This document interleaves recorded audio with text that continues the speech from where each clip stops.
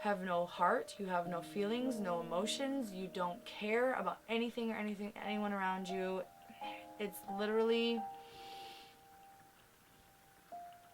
it's scary. It's really scary.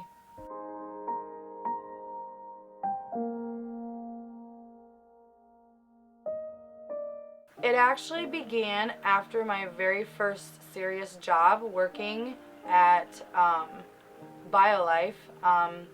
I'd gotten fired and I didn't give a care in the world about what was going to happen to me, and experienced in drugs and saw a friend getting high on something that I didn't know what it was, and I wanted to know what it was. So I started getting high on meth and didn't know what it was going to do to me. Being a meth addict, you really don't sleep, so anything and everything kind of happens. I mean, you literally, there is no routine. You literally just try and get high. If you don't have any meth or drugs on you, you literally chase. It's called chasing. You chase the drug. You literally try and go and find any kind of money, any kind of drug, anyone to get you high. So that's kind of what, I would do most of the time. I'm a firm believer in positive thinking. I'm always positive. I always try and keep always on that positive. Anything that goes on in my life, any friend, any situation that pops up, I always think of the glass half full. I didn't care about anything. I didn't care about what anyone thought about me. I only cared about what I wanted to do, pretty much. Meth really takes your heart away. It really does. It really tears your entire life away. It really tore me apart. I don't even know what I was thinking. I don't even remember. It feels like a dream thinking back sometimes.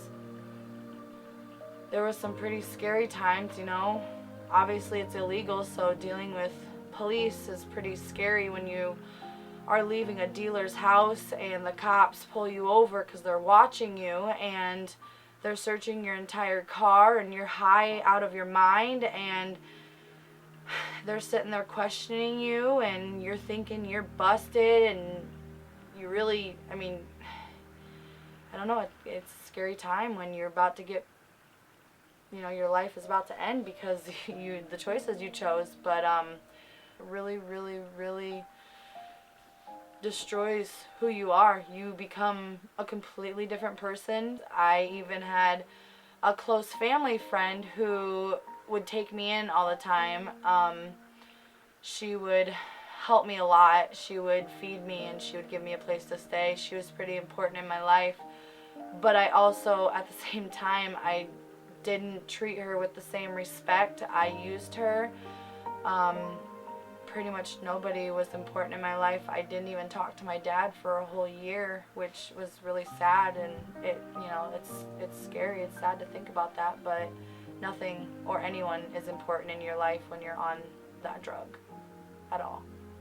About 2 years in doing the drug all the time, I was, 24/7 doing it. I realized that I wasn't myself. I wasn't my old Mandy. It wasn't me. And there was a few times that I tried sobering up on myself, by myself, and I would turn around and get high again. And I met with a doctor, and him and I both agreed that I had an addiction problem, not with just drugs, but everything, anything. I can easily get addicted to anything. And I went into rehab, and that was the beginning of my sobriety when I saw that I wasn't the only one struggling with trying to become sober or trying to be who you really are. And that was pretty much the beginning of my sobriety. It took me a year to become sober.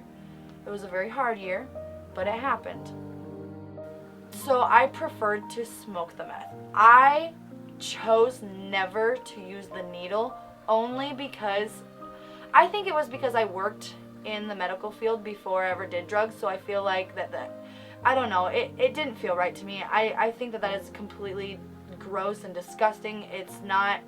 First of all, to be honest, smoking the meth was high enough for me. I was it was enough for me. I didn't need anymore. I didn't want anymore after that. I mean, there was a point in time where someone offered me heroin, and I was so scared, and I felt like I was so much smarter than that, even though I did meth. I felt like I was so much smarter than to do heroin, because it's just 10 times worse. I know that they're both bad, but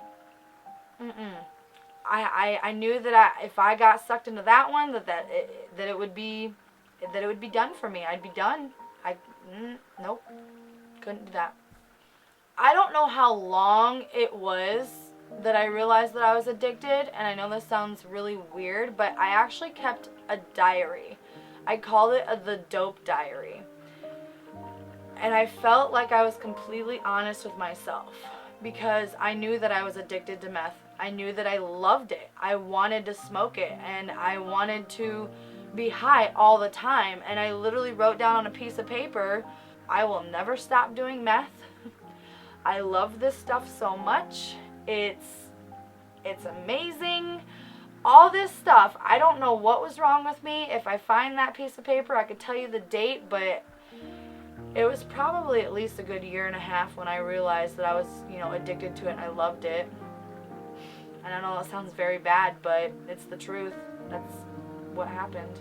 And now, being sober, I have definitely learned, I have forced myself to learn to love myself and my looks no matter what, because I don't want to go back to that point in my life. I will never go back to that point in my life, because I'm just so much more happy now. Like, I mean, I'm back to my old self. I'm back to the old Mandy that everyone knows me as, and it's just a lot more positive now. I've definitely brought a lot more positivity into my life. I will have to say I'm very proud of myself. I know that is not the life that I would like to live. I'm much happier now.